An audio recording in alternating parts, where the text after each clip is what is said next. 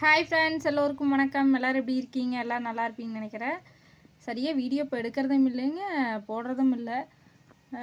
முந்தா நேற்று ஃபுல்லாக அலைஞ்சிட்டு வந்தோம். நேற்று ஃபுல்லாக எனக்கு டயர்டு, அதனால் வீடியோ எடுக்கவே இல்லை. இன்றைக்கி தான் வந்து சரி வீடியோ போடலாம் அப்படின்னு சொல்லி எடுத்துகிட்ருக்குறேன். என்ன சொல்கிறது, ஆடு மாடு எல்லாமே சேல் பண்ணியாச்சுங்க ஃப்ரெண்ட்ஸ். அதனால் அந்த வேலையும் இல்லை. இருந்தாலும் வீடியோ எடுக்கிறதுக்கு டைம் இல்லை. முன்னாடியெல்லாம் ஆடு மாடு இருந்தாலும் வீடியோ எடுப்போம். இப்போ அந்த மாதிரி போயிட்டுருக்குது லைஃபு. ஏன் சரியாக வீடியோ போடுறதில்ல கலை அப்படின்னு வாட்ஸ்அப்லேயே கேட்குறீங்க. அந்தளவுக்கு ஆயிடுச்சு என் பொழப்பு. அப்புறமா அதுக்குள்ளேயே ஒரு அடி மேல் அடி விழுந்துகிட்டே இருக்குதுங்க ஃப்ரெண்ட்ஸ். ஒரு பிரச்சனை முடிச்சுட்டு ரிலீஃப் ஆகி பெருமூச்சு அப்பாடான்னு முடிக்கிறதுக்குள்ளே இன்னொரு பிரச்சனை. அந்த எப்படி சொல்கிறது, காமெடி வீடியோவில் வரும் பாருங்க, ஒரு பிரச்சனை முடிக்கிறதுக்குள்ளே இன்னொன்று அப்படியே லைனாக பின்னாடி வந்துகிட்டே இருக்கிற மாதிரி ஒரு காமெடி வீடியோ. அந்த மாதிரி ஒன்று முடிச்சுட்டு அப்படிங்கிறக்குள்ளேயே இன்னொரு பிரச்சனை. ஆடு மாடு வச்சுட்டு எங்கேயும் போக முடியல, சரியாக தீவனம் இல்லைன்னு சொல்லிட்டு ஃபஸ்ட்டு பெரியப்பா உடம்பு சரியில்லாமல் போய் அது ஒரு பிரச்சனை. அதுக்கப்புறமா ஆடு மாடு வச்சுட்டு எங்கேயும் போக முடியல, தீவனம் இல்லைன்னு சொல்லிட்டு அதை நினச்சிட்டு இருந்தோம். அதையும் ஒவ்வொன்றா சேல் பண்ணி அதுவும் கஷ்டமாக தான் இருக்குது. இப்போது சரி மழை காலம் வந்தால் வாங்கிக்கலாம்னு சொல்லிட்டு அது சேல் பண்ணி எல்லாம் முடிச்சதுக்குள்ளே இப்போது இன்னொன்று அப்பாவுக்கு வந்து காலில் எலும்பு முறிவு வந்து ஏற்பட்டுருச்சுங்க. அந்த கணுக்கால் கீழே அந்த பாதங்கால் கொஞ்சம் மேலே முழி இருக்குல்ல, அதில் வந்து எலும்பு முறிவு. நேற்று ஆதன் பர்த்டேக்கு வரலான்னு சொல்லிட்டு வந்துருப்பாப்பி இருக்குது. அப்புறம் எலும்பு முறிவு ஆயிடுச்சு. அது எப்படின்னா, நடந்து வரும்போது இப்படி வரப்பு மேலே தடத்தில் நடந்து வரும்போது இப்படி ஸ்லிப் ஆயிடுச்சுங்களாம்மா கால். எப்படி என்னாச்சு, கல்லில் அடிச்சிருச்சா என்னன்னே தெரிலிங்க, ஸ்லிப் ஆயிடுச்சுன்னு மட்டும் சொல்கிறாப்படி. ஆனால் எலும்பு முறிவு ஆயிருக்குது. பிறண்டு இப்படி கால் பிறண்டு மாதிரி அப்படியே விழுந்துட்டாங்களாட்டுக்குது. நேற்று ஃபுல்லாக சொல்லவே இல்லை, லைட்டாக வீக்கமாக தான் இருந்துச்சு. சரி விட்டுட்டோம். அப்புறம் இன்றைக்கி காலையில் தான் வலி தாங்க முடியாமல் சொல்லி அப்புறம் ஹாஸ்பிட்டல் போய் பார்க்குறோம். எலும்பு முறிவுன்னு சொல்லிட்டாங்களாம்மா. காலையில் எங்கள் அண்ணா அண்ணி இளவரசங்க ஆயிடுத்துட்டு தான் வந்தாங்க. வந்துட்டு பார்த்துட்டு காரை வர சொல்லி, ஏன்னா ஒரு ஆள் கூட்டிகிட்டு போகவே முடியாது. எங்கள் வீட்டுக்காரரும் வந்து வேலைக்கு போயிட்டு அப்படி சரின்னு சொல்லிவிட்டு அவங்க வந்து காரை ஏற்பாடு வண்டி கூட்டிகிட்டு போய் ஸ்கேன் பண்ணி எல்லாம் பார்த்துட்டு கட்டு ஒன்று போட்டு விட்ருக்குறாங்களாம்மா. இப்போ அப்புறம் ஆதிரன் குட்டி வந்து வீட்டில் விட்டு வந்துட்டாங்க. அதனால் காயத்ரி வந்து வீட்டுக்கு போயாச்சு ஆதிரன் பார்க்குறதுக்கு. இப்போ இளவரசன் தான் வந்து ஹாஸ்பிட்டலில் எங்கள் அப்பா கூட இருக்கிற அப்படி. இளவரசனும் எங்கள் அப்பா வந்து இருக்கிறாங்க ஹாஸ்பிட்டலில். எங்கள் அம்மாவுக்கு உடம்பு சரியில்லை, இல்லைன்னா எங்கள் அம்மா போக சொல்லணும்னு பார்த்தா உடம்பு சரியில்லை, லீவும் வந்து தரமாட்டேங்கிறாங்க. கோவிலுக்கு நாங்கள் அங்கே அந்தியூர் போனப்பவும் லீவ் எடுத்திருந்தாங்க, இப்போவும் லீவ் எடுத்ததுனால தரமாட்டேங்கிறாங்களாம்மா. என்ன பண்ணுறதுன்னு தெரியலிங்க ஃப்ரெண்ட்ஸ். அது 2-3 நாள் கழித்து ஆப்ரேஷன் பண்ணுறதுன்னு வேறு சொல்லிக்கிறாங்களாம்மா. ஆப்ரேஷன் பண்ணிட்டு அங்கேருந்து ஒரு வாரத்தில் விட்டுருவாங்க. அது கூட மாற்றி மாற்றி போய் பார்த்துக்கலான்னு வைங்க. ஆனால் வீட்டுக்கு வந்துட்டு எவ்வளோ நாள் பெட் ரெஸ்ட் எடுக்க சொல்கிறாங்களோ தெரியல. ஒரு ஆள் கூடவே இருக்கணும்னு நினைக்கிறேன். நடக்க முடியுமா என்னங்கிறது எனக்கு ஒன்றுமே புரியலைங்க ஃப்ரெண்ட்ஸ். இதுக்கு முன்னாடி இப்படி பார்த்ததும் இல்லையா. நான் கூட சரி நரம்பு பரண்டுருக்கு, சரியாக போய் நீவி கட்டிக்கலான்னு சொல்லிட்டு எல்லாம் விசாரிச்சுட்டு இருந்தேன்.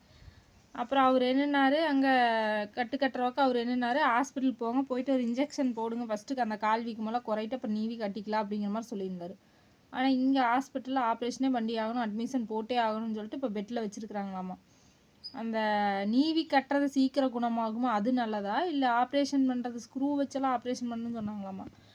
அது நல்லதா, அது சீக்கிரம் நல்லாகுமா அப்படிங்கிறத உங்களுக்கு தெரிஞ்சால் கமெண்டில் சொல்லுங்கள். என்ன பண்ணுறதுனே தெரியலைங்க ஃப்ரெண்ட்ஸ். மாற்றி மாற்றி ஒருத்தர் இப்போ கூட போய் இருக்கணும். அது கூட ஒரு வாரம் தான் சமாளிச்சுக்கலாம். அதுக்கப்புறம் பெட் ரெஸ்ட் இருக்கணும்னா சரி. ஆடு மாடும் இல்லை, பெரியம்மாவும் வேறு வான்னு சொல்லிட்டே இருந்தாங்களா. அன்னைக்கும் வந்து சரியாக இருக்க முடியல. அந்த காரியமெல்லாம் முடிச்சுட்டு ஒரு 2-3 நாள் தான் இருந்து, அதுக்குள்ளே ஊருக்கு கோவில் திருவிழான்ட்டு அங்கே போயிட்டு அங்கே ஒரு வாரம் ஆயிடுச்சு. அப்புறம் இங்கே வந்து இந்த கோவில் திருவிழான்னு சொல்லிட்டு இங்கே ஒரு வாரம் ஆயிடுச்சு. சரி லீவு தானே வந்து இருப்பாங்கன்ட்டு அவங்க ஆசையாக 2-3 நாளாக கேட்டே இருந்தாங்க. சரி இங்கே ஒரு வாரம் இருக்கலாம், அம்மா கூட இருந்துட்டு சாப்பாடு செஞ்சு கொடுத்துட்டு அப்புறம் வேணால் போகலாம், ஏன்னா ஆடு மாடு இல்லையில அப்படியே செஞ்சுட்டு போய்க்கிட்டுன்னு நானும் அந்த மாதிரி நினச்சிட்டு இருந்தேன். அப்படியே இங்கே ஒரு வாரம் அங்கே ஒரு வாரம் இருக்கலாங்கிற மாதிரி நினச்சா பாருங்கள், பெரியம்மா வீட்டுக்கும் போக முடியாதாட்டுக்குது. செவியூர் வீட்டுக்கும் பார்த்திங்கன்னா போய் 2-3 மாதம் ஆச்சு. சரி அங்கே போய் இருக்கலாம், ஆடு மாடு தான் இங்கே இல்லையே, அங்கே போய் இருந்துட்டு அம்மாவை அப்படியே பஸ் ஏறிட்டு வர சொல்லிக்கலான்ட்டு அப்படியும் நினச்சேன்.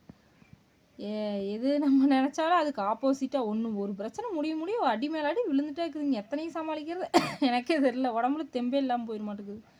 அவங்களும் குழந்தைய வச்சுட்டு இங்கே வந்து இருக்க முடியாது. என்ன முடிவெடுக்கிறாங்கன்னு தெரியலைங்க ஃப்ரெண்ட்ஸ். நான் எதுவுமே சொல்லலை. இங்கே கொண்டு வந்து எங்கள் அப்பா ஹாஸ்பிட்டல்லேருந்து இங்கே கொண்டு வந்து விட்டுட்டு அவங்க ஊருக்கு கிளம்புறாங்களா, இல்லை அங்கே கூட்டிகிட்டு போகலாங்கிறாங்களா, என்னங்கிறது எனக்கு ஒன்றுமே புரியல. எப்படி என்ன பண்ணுறதுன்னு தெரில. பார்த்து தான் ஆகணும், இல்லைன்னு சொல்லலை. ஆனால் லீவே முடிஞ்சிருமே, குழந்தைங்க எங்கேயுமே கூட்டிகிட்டு போக முடியாது. அப்புறம் கொழுந்தியா பசங்க வந்து வரேன்னு சொன்னாங்க ஊர்லேருந்து. சரி அவங்கள கூட்டிகிட்டு வந்து வச்சு விளையாட விடலாம் அப்படின்னு நினச்சிட்டு இருந்தேன். ஒரு 10 நாளைக்கு 20 நாளைக்கு அவங்க இங்கே இருக்கட்டும், அப்புறம் அப்படியே மாற்றி மாற்றி இருந்தோம்னா லீவ் முடிஞ்சிடும் அப்படிங்கிற மாதிரி நினச்சேன். அப்புறம் இப்போ அதுவும் பண்ண முடியாதா இருக்குது. உடம்பு சரியில்லாதவங்கள பார்க்குறதா இல்லை அவங்கள கூட்டிட்டு வந்து அவங்க ஓடிட்டு ஆடிட்டு இருப்பாங்க. பெரிய பசங்க தான், தெரில என்ன முடிவு பண்ணுறதுன்னு தெரிலிங்க ஃப்ரெண்ட்ஸ். ஒரே குழப்பமாக இருக்குது. நீங்கள் சொல்லுங்கள், அந்த கட்டு கட்டுறது நல்லதா இல்லை ஆப்ரேஷன் பண்ணுறதே நல்லதான்னு சொல்லுங்கள். ஆப்ரேஷனே பண்ணிக்கலான்னு சொல்கிறாங்க. இங்கே என்ன பண்ண போகிறாங்களோ தெரியல.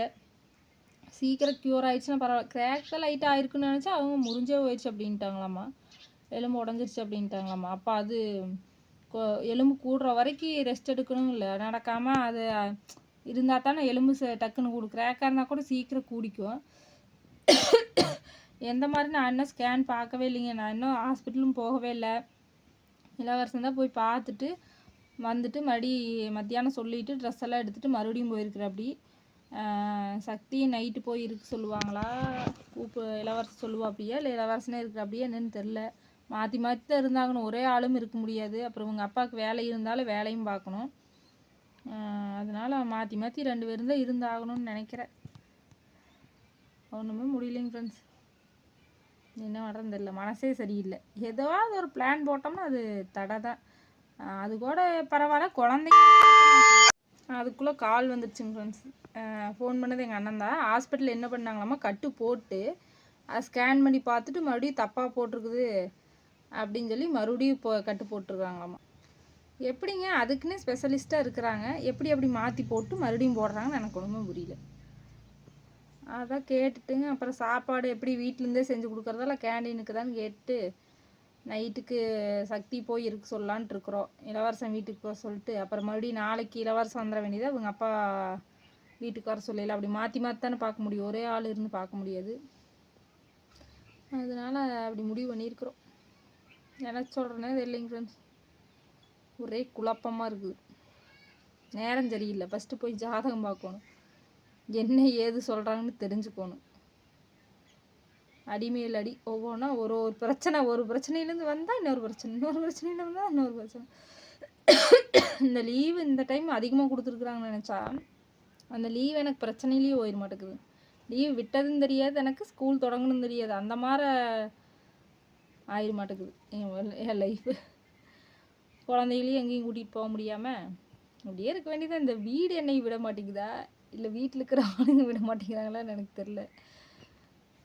எது நடந்தாலும் நன்மைக்கே அப்படின்னு நினச்சிட்டு, எல்லாம் நன்மைக்கே நினச்சிட்டு நல்லதே நினைப்போம், நல்லதே நடக்கும். நீங்களும் கொஞ்சம் கமெண்டில் ஆறுதல் சொன்னீங்கன்னா நான் அப்படியே தேறிக்குவேன். அதுக்கப்புறம் எது நல்லதுன்னு சொல்லுங்கள். கோபியில் எந்த ஹாஸ்பிட்டல் நல்லா ட்ரீட்மெண்ட் எடுப்பாங்கன்னு தெரிஞ்சாலும் மறக்காமல் கமெண்டில் சொல்லுங்கள். ஆனால் எங்களுக்கு தெரியாது சரிங்களா, அதனால் கேட்குறேன். ஓகேங்க ஃப்ரெண்ட்ஸ், அடுத்த ஒரு வீடியோவில் பார்க்கலாம். என்ன பேசுறதுன்னு தெரில, எனக்கே வாய் உளருது. பாய்.